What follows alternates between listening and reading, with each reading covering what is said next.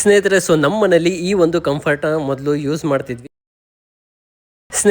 ನಮ್ಮ ಮನೇಲಿ ಈ ಒಂದು ಕಂಫರ್ಟ್ ಮೊದಲು ಯೂಸ್ ಮಾಡ್ತಿದ್ವಿ. ಮೊದಲು ಅಲ್ಲ, ಈಗಲೂ ಅದೇ ಯೂಸ್ ಮಾಡ್ತಿರೋದು. ಈಗ ಖಾಲಿ ಆಗಿರೋದ್ರಿಂದ ಅದನ್ನ ಎಸ್ಬಿಟ್ಟು ಹೊಸದಾಗಿ ಬಂದಿರುವಂಥ, ಆಕ್ಚುಲಿ ಹೊಸದಾಗ ಅಂತ ಏನಿಲ್ಲ.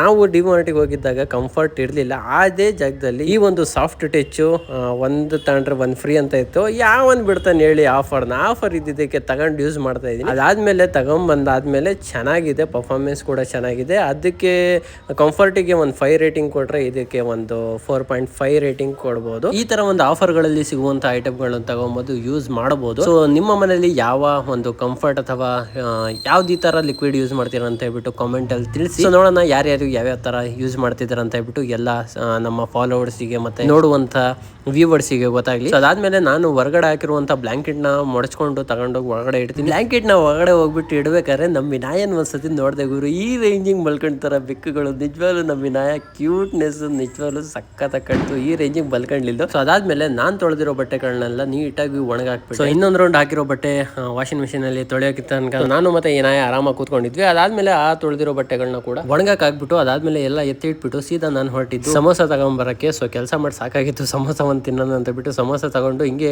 ಸೊ ಬೇಕರಿಗೆ ಹೋಗ್ಬೇಕಾಯ್ತು. ಇಲ್ಲಿ ನೋಡಿ ಈ ರೇಂಜಿಗೆ ನಾಯಿಗಳು ನಿಂತ್ಕೊಂಡಿದ್ದಾವೆ. ನಾವು ಬಂದ್ರೆ ನಮ್ಗೆ ಆ ನಾಯಿಗಳನ್ನ ನೋಡಿದ್ರೆ ಅಷ್ಟು ಭಯ ಆಗುತ್ತೆ, ಮಕ್ಕಳು ಹೆಂಗೋ ಆಡ್ತಪ್ಪ ಇಲ್ಲಿ. ಅದಾದ್ಮೇಲೆ ಅಲ್ಲಿಂದ ಸೀದಾ ಬಂದು ನಾನು ಬೇಕರಿಲಿ ರಸ್ಕ್ ಬಿಸ್ಕೆಟ್ ತಗೊಂಡು ಅಲ್ಲಿಂದ ಸೀದಾ ಮನೆ ಕಡೆಗೆ ಬಂದೇ ಬಿಟ್ಟೆ. ಸೊ ಇವತ್ತಿನ ಒಂದು ವ್ಲಾಗ್ನ ಇಲ್ಲಿಗೆ ಮುಗಿಸ್ತಾ ಇದ್ದೀನಿ. ಎಲ್ಲರಿಗೂ ಟಾಟಾ ಬಾಯ್, ಸಿ ಯು ಸೂನ್. ನಾನು ಮಾಡುವಂತಹ ವ್ಲಾಗ್ಗಳು ನಿಮಗೆ ಇಷ್ಟ ಆಗಿದ್ದಲ್ಲಿ ಲೈಕ್, ಶೇರ್ ಮಾಡೋದನ್ನ ಮರಿಬೇಡಿ. ನನ್ನ ಐಡಿನ ಫಾಲೋ ಮಾಡ್ಕೊಳ್ಳಿ.